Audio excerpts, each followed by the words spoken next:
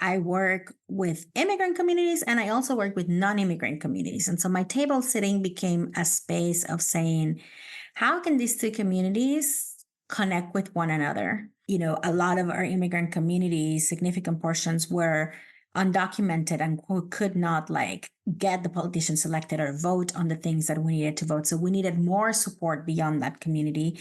It also made sense because when you're having to do broad policy change, you need to have people that don't think like yourself to agree to a degree to support that, right?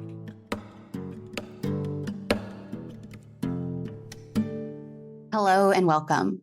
As always, I'm Abby. This is Stories Lived, Stories Told, and today I invite you to join me in conversation with Sandy Ovalle Martínez as we take a communication perspective on mobilizing communities around immigration. To take a communication perspective is to consider what we're making and how we're making it through our communication practices. This means we look closely at patterns, context, stories, and relationships, and that we use curiosity, mindfulness, collaboration, and dialogue to create better social worlds.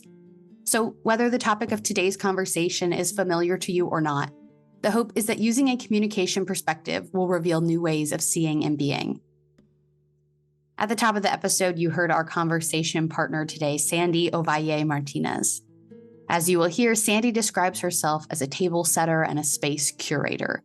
She is a native of Mexico City, and she currently directs campaigns and mobilizing for a faith-based nonprofit in Washington, D.C., where she oversees mobilization and activist engagement around many different justice areas that include climate and environmental justice, immigration, women and girls, as well as peace and nonviolence. This conversation with Sandy is the third in our series on migration. We have spent time talking about stories, and we're going to continue to do that today, but this conversation is also taking us to a different part of immigration, and that's this advocacy, mobilization, and engagement piece. And Sandy's work is all about that, all about getting people together to make change. So the way I'm seeing it is that we've laid the foundation in this series around stories and building awareness. And now we're moving on to this action piece, asking, what does it look like and what does it take to support immigrant communities, whether you are a part of that community or not? And you'll hear that community is a huge through line in Sandy's work and her life. So let's continue this conversation with Sandy.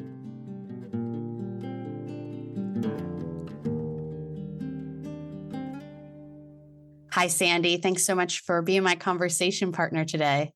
Abby, thanks for having me. I'm excited to share with your audience. I'm excited too. And one thing I've been thinking about that I'll share right at the top of the conversation is I'm so glad to be able to include this as part of my series around migration. And as I reflect on the other conversations I've already had as a part of this series, the power of stories is just really coming to the forefront in a couple different ways. One, the power of stories to humanize people's experience with immigration, especially since it's such a politicized issue in the United States, very divisive. And then also talking more broadly about the stories of migration and the history of migration, that it's something that people have always done. And it's, in some ways, the most natural thing in the world for people to move. And so I think that is a really interesting lens for me that's emerging out of these conversations. And so I share that to say, I'm really looking forward to adding whatever stories you want to share today into part of this perspective. Yes, absolutely. I once started a newsletter for an organization that I work for, and I call it Beyond Welcome. And this was beyond Karen Gonzalez's book existed. Yes. So it's call it Movimiento, Beyond Welcome, which means movement beyond welcome. And it was inspired on one of my favorite singers and their song, Jorge Drexler. He has a song called Movimiento or Movement. And in this song, he has this phrase that he says, we are alive because we are in movement, we're in transit. And that has always resonated with me, we are in movement, we are alive because we are in transit, we are moving, the only constant, as we know, is change. And so the fact that we remain stagnant makes us dead, right? It takes away our life. And so And so that was the heart of the immigration work that I wanted to do, was to say, to normalize and to recognize Yeah. the natural nature of migration.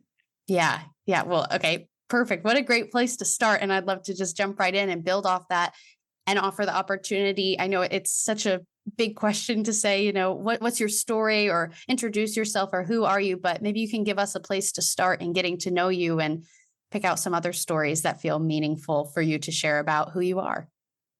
Yes, I am a table setter and a space curator. I like bringing people into community together to discern what is it that will come out of all of us being in one space. Mm. What is that?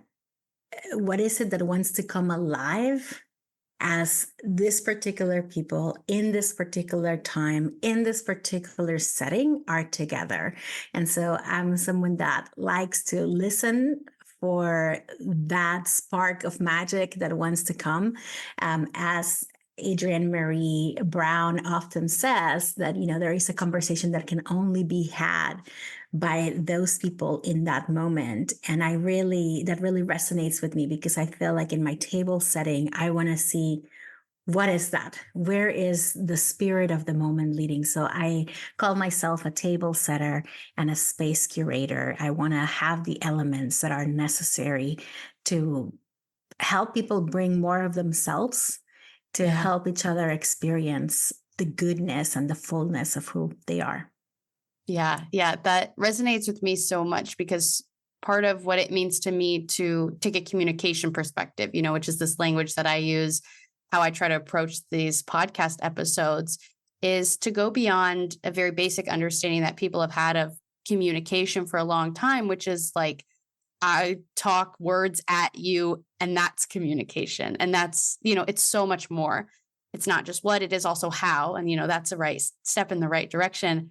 But then you got to even go beyond that it is context and stories and meaning making. And there's just so many layers. And that's why, communication is such a rich field to think about, to study, or to, try to live out what I do, try to make it accessible to people. And something that really strikes me about going beyond, what is said or even how is said, is taking for granted that the person talking verbally is the one communicating, because it matters so much, the space that we create, which obviously in your work and have learned. And so it matters, even beyond just, nodding or eye contact, all those kind of nonverbals we talk about. But how are you showing up, and what is the space you're creating? And how does that make other people feel that they can show up in this space? What kind of, like you're saying, what kind of space do we need to curate? That's such a great word, so that people can show up here and tell their stories and be their authentic selves. So I'm curious about if there's any stories or experiences in your life that you can point to where you had that realization that I'm talking about, that space is what matters and that's where you want to work. Yes. During the pandemic, there was a time where I was looking to connect with other people that were in similar journeys, to reconnect with our ancestral roots. I felt like the pandemic was a moment where a lot of us said, like, okay, it's now or never, whatever we've been wanting to do, this is it. We don't know. Everything felt so uncertain.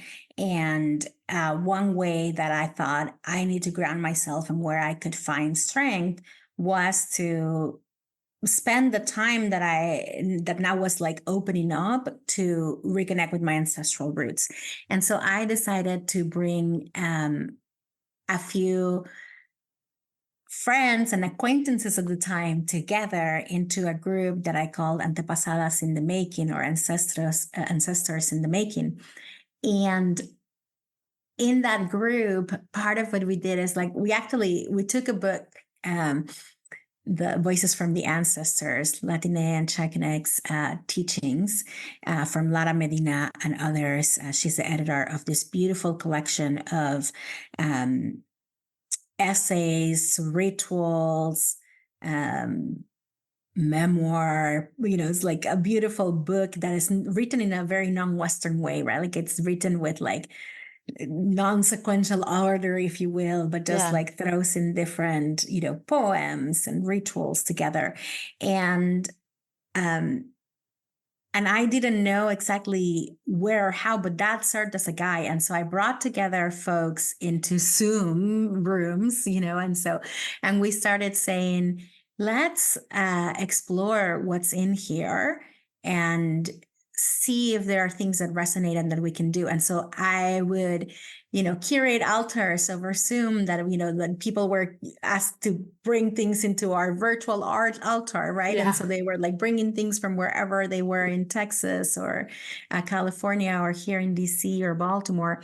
And then we were also, I was learning to honor the directions that I had seen before, and this book was walking us through as well. And so to the best of our abilities, we were like, showing up to Zoom and like turning into different directions with our bodies. And part of my intentionality was like, we are in a space where everything is happening. At that time, we were in a space where everything was happening virtually. Right. And so there was a sense in which we were forgetting about our bodies, in a sense, like it's like we are embodied beings and our minds are being stimulated, our thoughts, that part of our intellectual self is stimulated in a lot of our faith practices and faith traditions.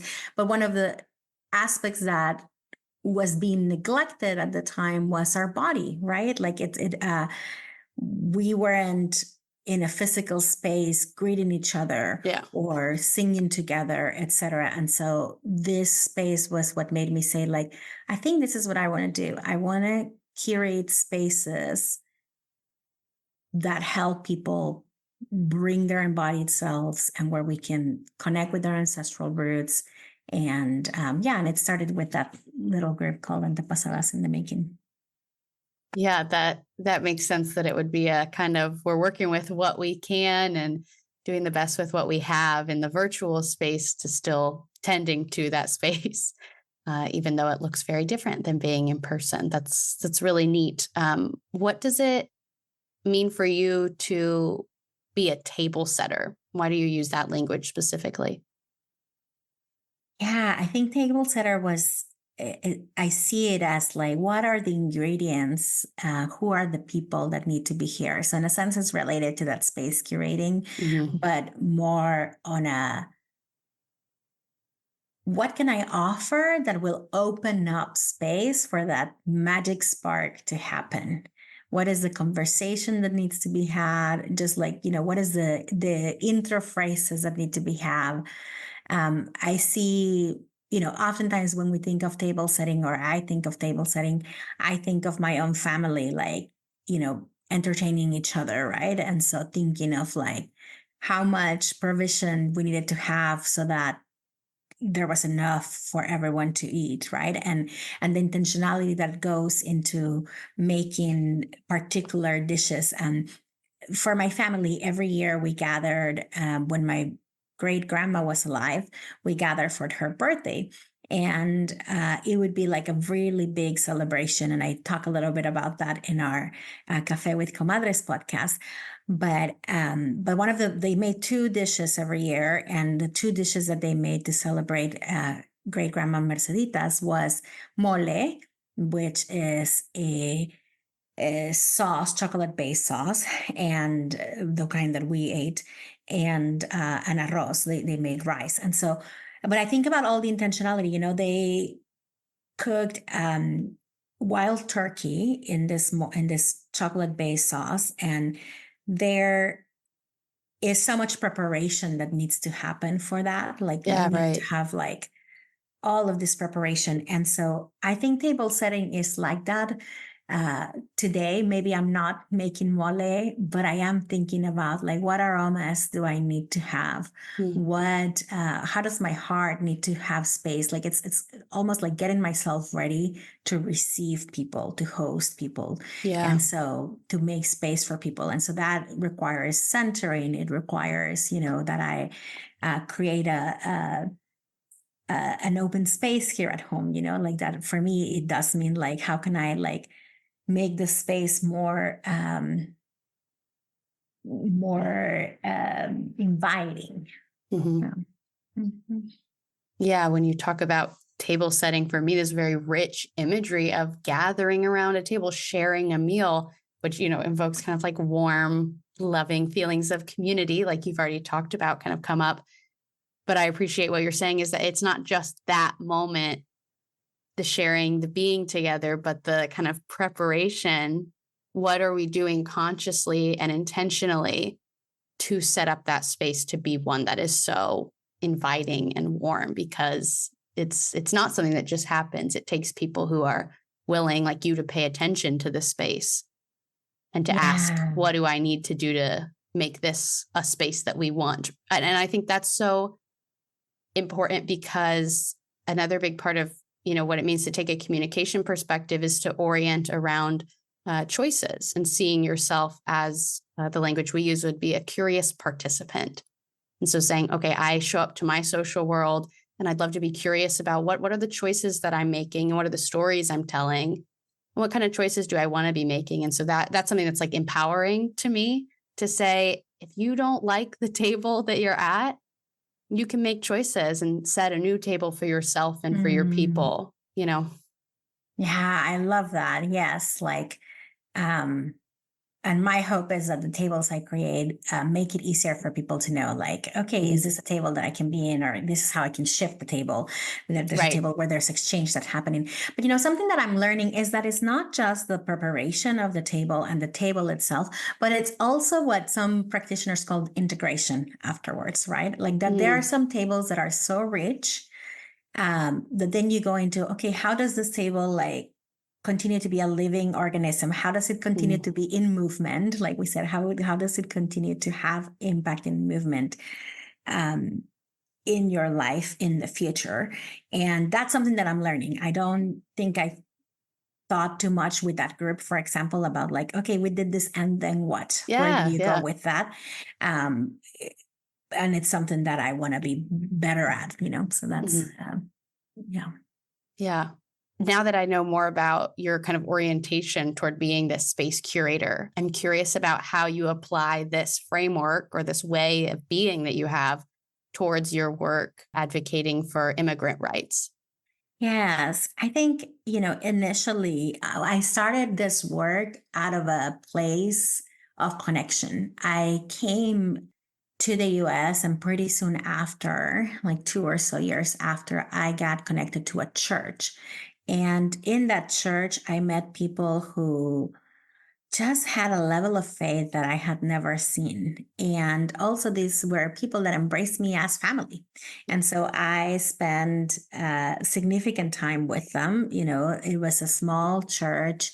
I don't know how much you know about them, but like some Pentecostal churches, we pray, we believe a lot in what the Spirit can do, and the practices are so rich that you are like praying together most every day. So I was seeing people like 5 to 6 times a week, like literally. And so they became family. And it was from that place of being in relationship with people that I started realizing, like, okay, we're all immigrants, but we're not here for the same reasons or under the same statuses. And so some of the current laws that were being unjustly enacted and unjustly executed in Texas, where I was at the time, were impacting us differently.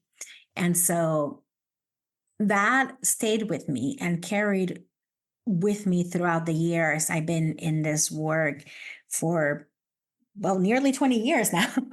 Yeah.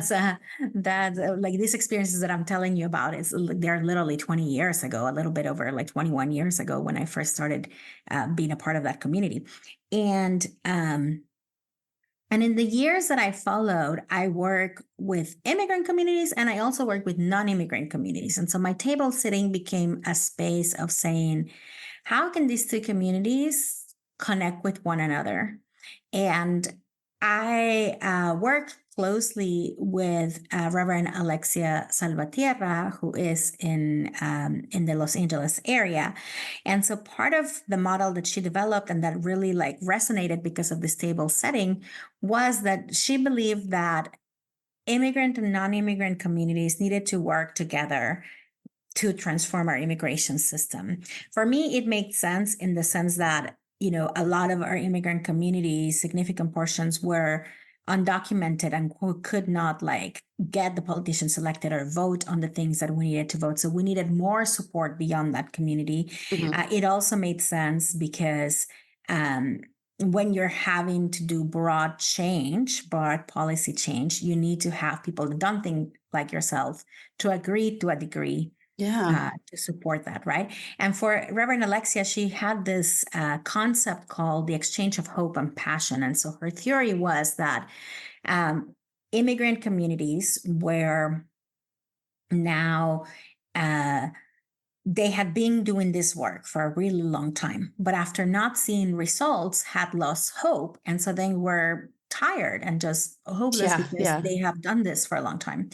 And that non-immigrant communities, what she realized is that a lot of non-immigrant folks or a lot of people in the US only got involved in causes when they were deeply personal.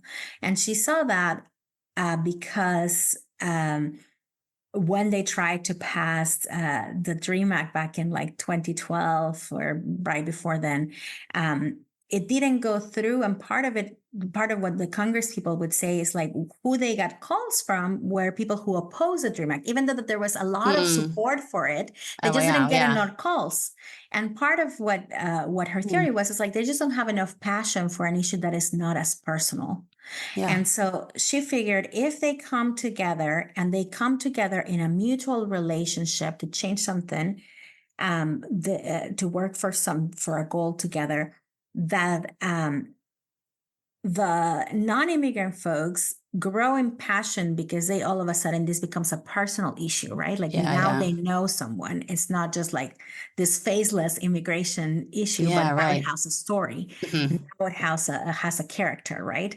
And for the non-immigrant folks and non-immigrant communities, when they are when they see the support of for the immigrant communities, when they see the support of the non-immigrant communities, then they grow in hope again because they see that there are others beyond them that care. And so this exchange of hope and passion happens and that they can work together. And for me, that exchange of hope and passion could only happen if there are tables that we're setting where we are knowing each other and where we are making space for one another. And when we set rules of here's how we have harmed each other and here's how we can make it better. So it takes a big effort of connecting. And in fact, we created a program called Puentes that was basically people that were somewhere in the middle that could communicate with both communities that maybe were 1.5 generation folks who could be bridges between the two communities. And that's, I think, where I would see myself as well.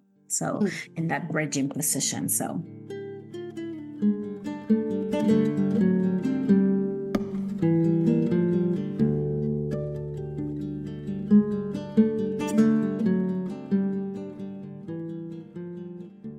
I'm curious about beyond maybe the even advocacy part of your work, the mobilization that I feel like you're starting to talk about and, kind of bringing people into the conversation, because the truth of, immigration in the United States, at least, is that it is deeply politicized and it is affected by policy. And so I'm curious, I think a lot of people aren't, like you said, people are not personally invested or aware of the policy side of things. Again, they just hear the stories that they hear or don't hear.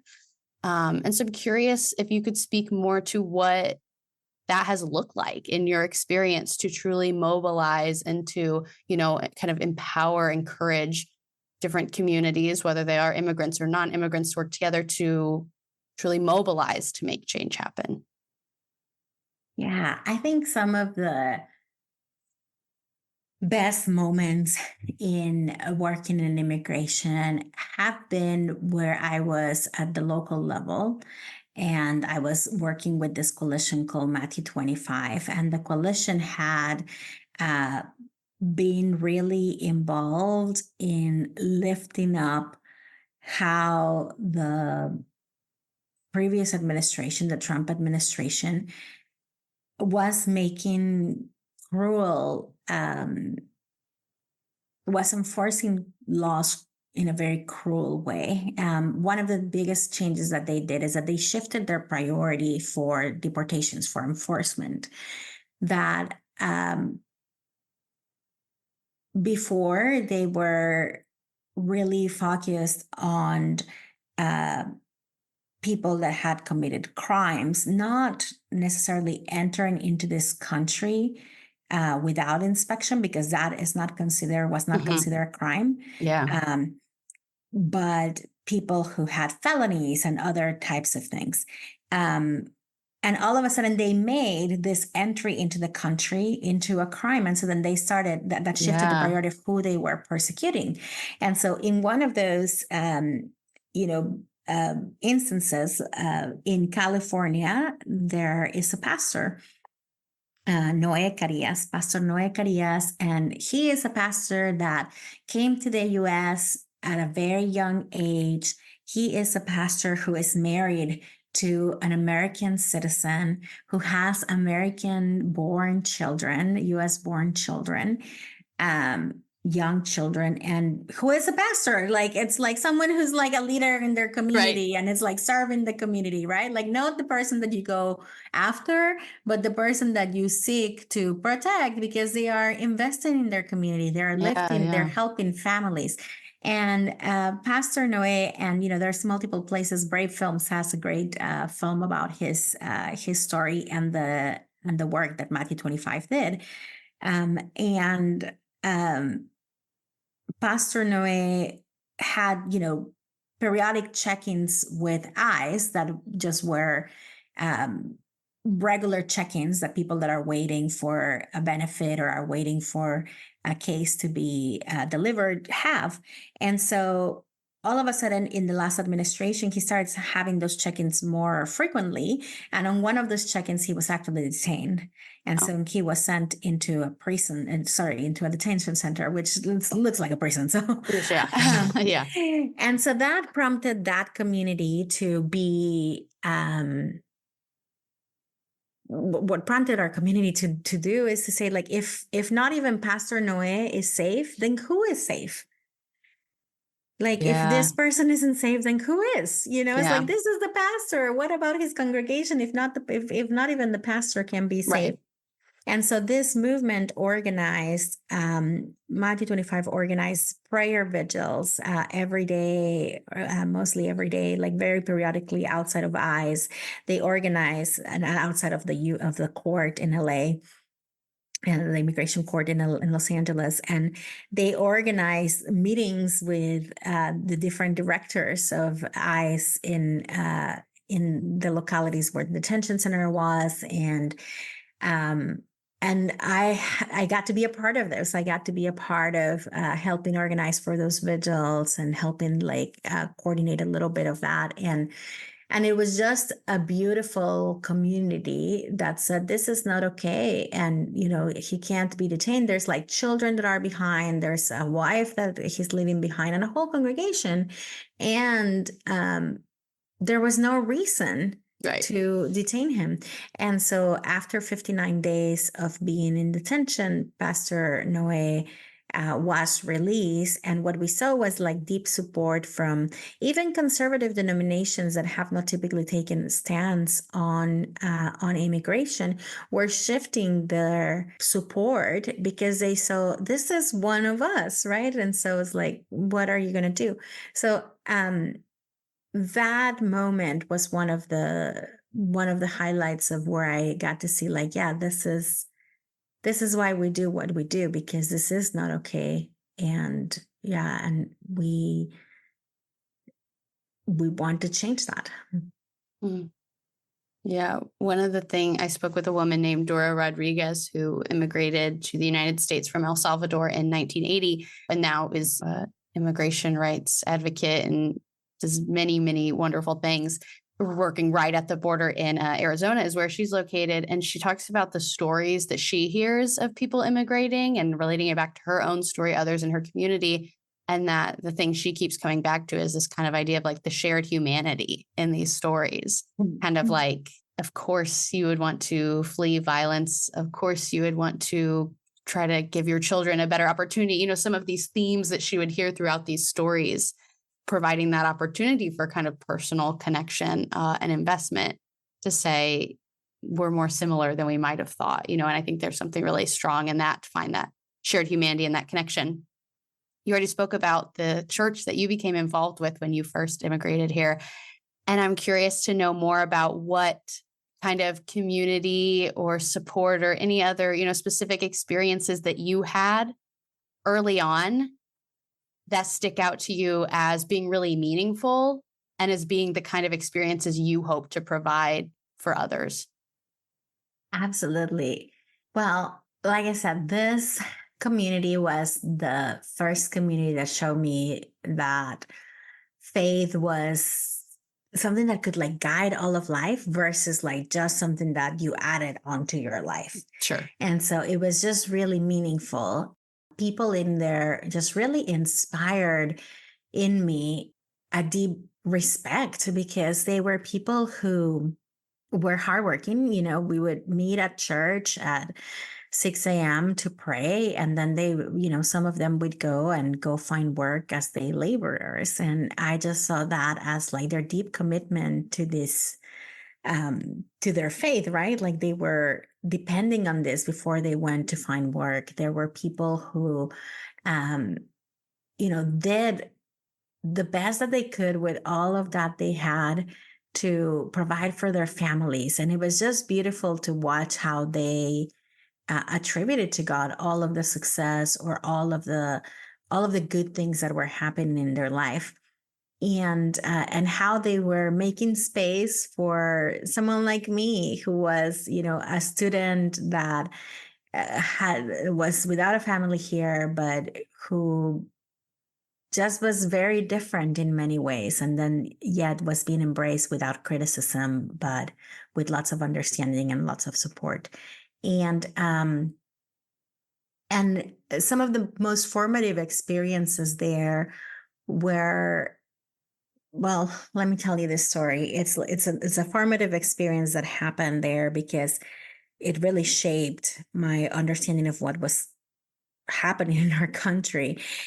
The community was about 5 blocks away from the local university, which at the time I was a student there. It was a local state university, and it was a large university. And these two places, though they were like 5 blocks apart, they were like worlds away. Yeah. I don't know if people knew. Well, let me backtrack. No, they did know. It's like, I think, the people in the church very much knew the students here, and they knew them because, some of them cleaned the classrooms after they left. They cleaned the libraries after they were empty. They were there. Some of them served the meals in the cafeterias or the local 24-hour restaurants, right? And so, or cleaned the dishes in those restaurants. And so they very much knew who the students were to a degree. Sure. And to a degree, some of the students knew, it's like there were a couple of us that were into this church, but the university is huge, right? Like it's like massive, like tens of thousands of students. At the time, I think it was like 30 some thousand students. And there were groups in there that were fairly anti-immigrant and fairly anti-immigrant. And so, and particularly anti-Latina immigrant. And, I remember one day walking on campus, and there was a free speech area. And so what that meant over there is like, there was like this little square outside of the Union building. And in that square, you could basically like say whatever you wanted to say without like little to no repercussions. And so there was this table that was set on the free speech area, and they were explaining a game that they were playing where they had people running around campus with this bright orange t-shirts that said in yellow lettering, illegal. And you could go run around the campus and find one of these people wearing those T-shirts and then bring them onto the free speech area table and exchange them for the 100 grand. Wow. And yeah. Yeah. And I shared this like these. early 2000s, you say? Yes, Yeah. yes, yeah. And maybe mid by that point, but yes. And I was shocked to see that a lot of the some of the discussion was around like, was this even permitted because they were out of bounds outside of the free speech area? Yeah, right. But to me, it was like, okay, why are we discussing that? We should go a little bit behind that to like, why is this even allowable? I mean, your free speech ends when the humanity of somebody else is being threatened. Yeah. Like that is not okay. Yeah. You cannot, and that's my personal belief. You know, I'm not an attorney and I don't know what implications that has. Sure. But what I do know is that you cannot particularly use speech that dehumanizes vulnerable communities to put them in more vulnerability and in more danger. And in this case, I think the advocacy that was being done was to like enhance, like to kind of embolden folks to do their own border patrolling, right? Like to do their own persecution of people. And it's like it's inciting this fight against the community that literally was like 5 blocks from here, and not was gathering 5 blocks from here, and that was coming into this very college campus every day to like provide service and in many ways. And I think what it showed is like just how much disconnection there is and how much devaluing there is for those that are in service industries and how much invisibilization of their stories there was. Yeah. Connection there was. Yeah. And so that formed me to say, like, I want these stories to be known. I want people to not invisibilize others and just think that they are just part of a machine that provides food or whatever at the dorm, that they're just part of the machine to sustain a kind of level of life, and that it is okay for some to just be in a position of service and providing so that others can like enjoy life. That is I don't like that. It's like I wanted to flip that to say like, no, let's make communities where everyone can participate, where everyone can enjoy life, but everyone can like just relax, where we serve each other mutually, where sometimes you serve and sometimes you chill, right? But not where you're expected to like be in a service position and others reap the benefits of that. Yeah. I think many people could say that they agree with the vision of every person having access to basic human rights and not being devalued if the preferencing of free speech for others, and have all these ideas of, the language that I would use is talking about like, what is a better social world? And it's, nice to have conversations about how we would define that and what that would look like. But my understanding is that a lot of the work that you're doing is not in just the envisioning, but in the making it happen and being the person kind of, on the ground in the communities. So I'm curious with your work, as it has, maybe at different times been related to what we've talked about in terms of bringing together immigrant and non-immigrant communities, mobilizing various groups of people. I'm curious, what have some of the challenges been? But also I'd love to hear about what have some of the triumphs been or things that surprised you about your experiences. Yes, I could sit here and talk to you about the challenges for like hours. Yes, I'm sure. Because I have had to resolve so many challenges and deal with so many crises. Yes, I have worked with a lot of non-immigrant folks and immigrant folks, but one of the saddest things that I notice is that I worked for many years among some of the more conservative, not the most, but conservative leaning spaces. And in those spaces, I expected people to make racist comments. I expected people to have xenophobic comments. And I was trained to intervene, to de-escalate. I was trained to have compassion, listen, and be able to walk with someone to see why what they said or what they did was xenophobic, etc. And I would train volunteers to welcome immigrant and refugee communities. Refugees are immigrants too, but we have the distinction because they came in different ways. And so I expected that. And then I moved and I started working in more progressive circles. And my biggest disappointment and hardship was okay, these folks don't ever say anything racist. Do not ever say anything. It's they're talking about decolonial stuff. They're they know the lingo. Right. But there was something about the treatment that they just didn't know what to do. They have no relationship. It's these are the people that will show up to the march. These are the people that will show up to the lobbying meeting who have never met an immigrant. Yeah.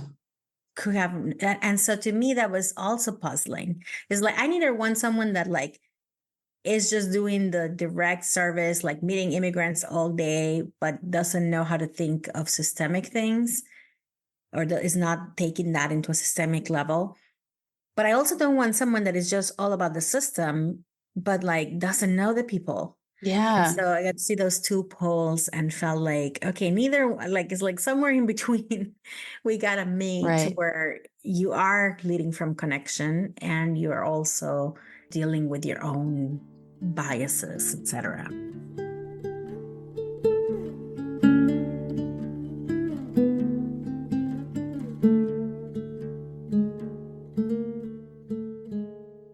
And for as many challenges as I've seen good things. I remember when I used to work in refugee resettlement, there was the big picture of baby Aylan, who was a Syrian refugee whose body, and content warning here, but his body floated onto a Turkish beach and it made the news everywhere, right? And for as many bad calls that we were getting at our office about why we were helping these people, why we were doing all that, I got so many calls in my office of people saying I have a house, how can I host refugees?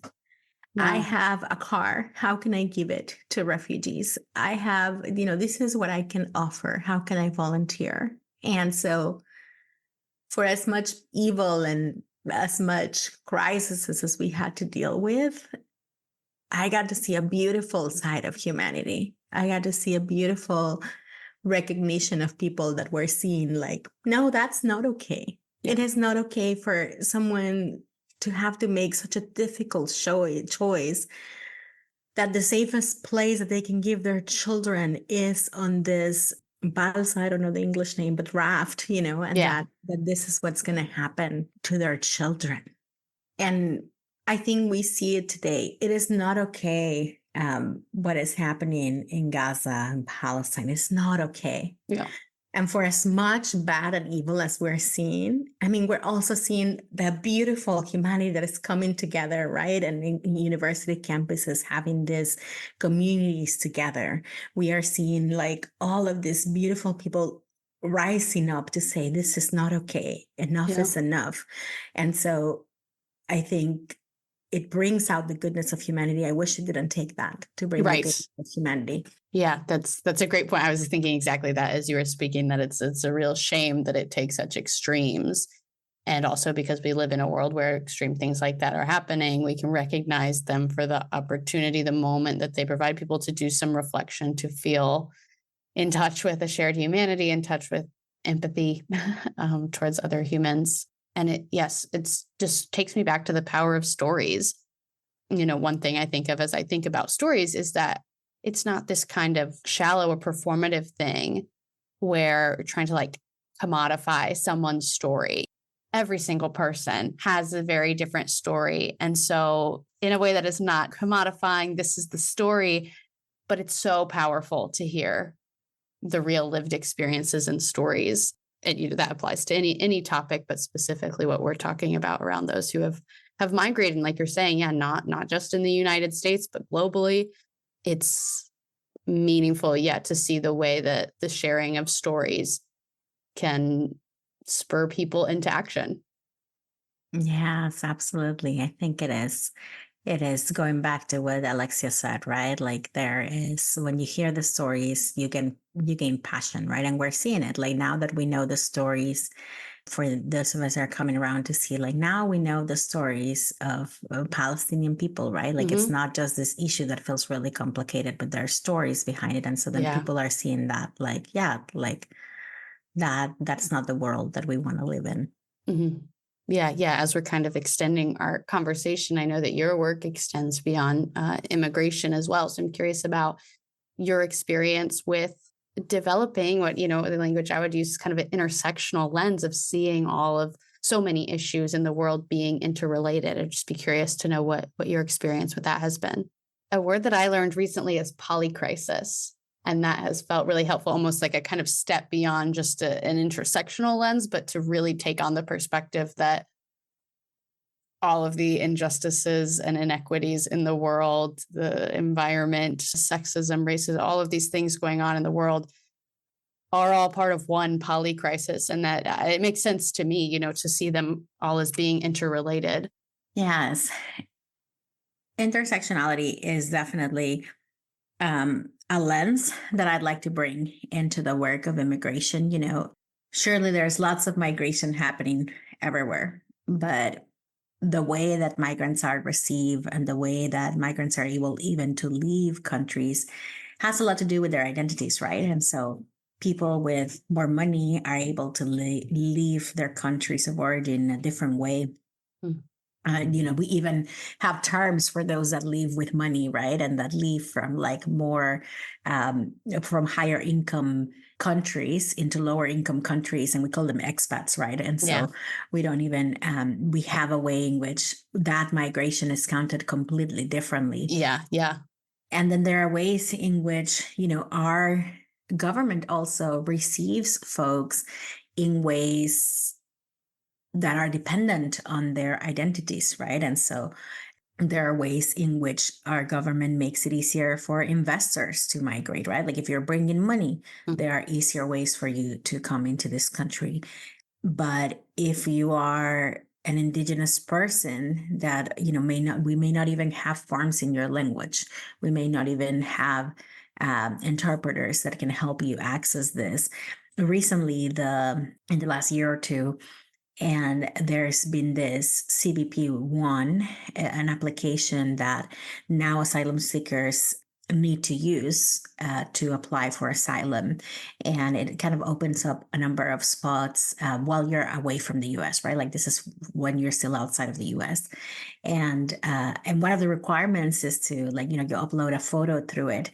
And this app, for a longest time, and I don't know if this has changed, but it did not recognize black or darker skin faces. Oh my God.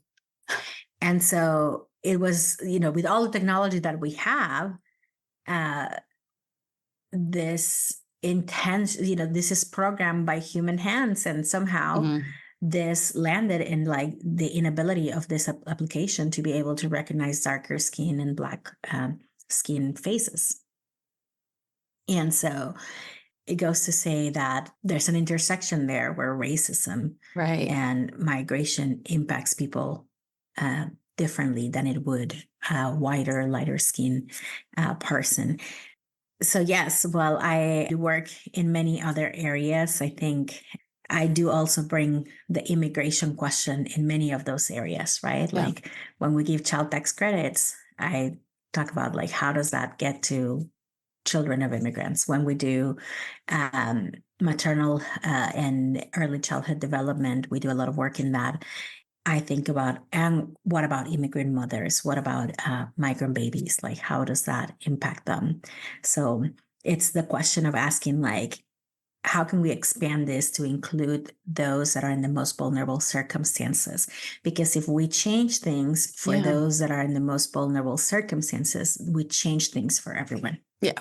Yeah, I think that's a wonderful question to kind of leave people with and to be thinking about, and shifting perspective of, kind of an embodied what it would really look like and mean to use an intersectional lens in any kind of work.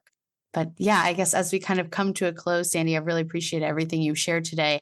I just want to give one last opportunity if there's anything we haven't gotten to that you'd like to say before we wrap up. No, it's been wonderful to be with you, Abby, and wonderful to take this conversation around migration from a communications lens, and to be able to share stories and to hear what other previous guests have shared. Yeah. Well, I'm very appreciative of you being willing to share your story in this space today. So thank you, Sandy.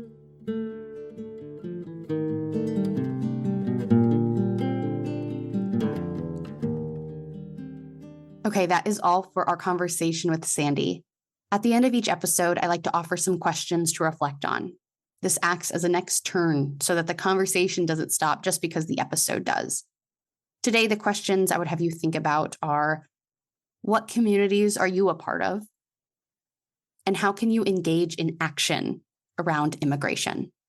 As we heard from Sandy today, I think there's a lot of opportunities to act, and also an importance to reflect on the communities we're a part of and what it means to us to be in those communities. You can reach out to me to share your reflections as well as your own questions or ideas. And you can do that through email, the website, or by commenting on Instagram and YouTube. Links to all those places are in the show notes. Other great ways to stay in dialogue are to follow the show wherever you listen so you never miss an episode. I'd also ask you to leave a rating and review.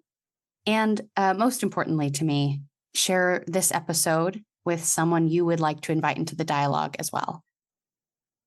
I am supported by the CMM Institute for Personal and Social Evolution. This podcast is just one of many initiatives designed to create space for more conversations that move us toward the better social worlds we hope to create. You can learn more about the CMM Institute and our other initiatives at the links in the show notes. Thank you for showing up. Thank you for being curious. And thank you for being a part of this story. I'm Abby, and this has been Stories Lived, Stories Told.